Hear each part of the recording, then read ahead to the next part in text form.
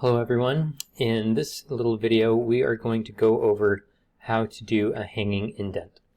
This is something that I'm seeing a lot of you not doing in the references that you've posted or included in your theory application papers. So I wanted to make sure that you are all aware of how to do this. And it is actually very, very simple.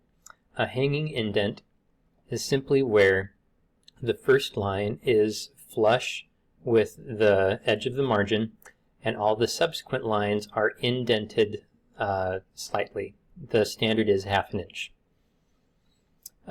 So in Microsoft Word, the simplest way to do this is to click on the first line of the paragraph that you want to do the hanging indent, and then go up to the ruler bar up here, and when you hover your mouse, over that bottom arrow part, it says hanging indent.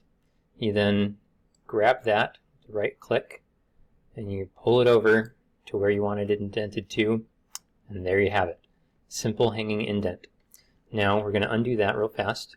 If you want to do it, this will only do it within a single paragraph, and once you hit a hard return, it will not do it if you just start at the first line.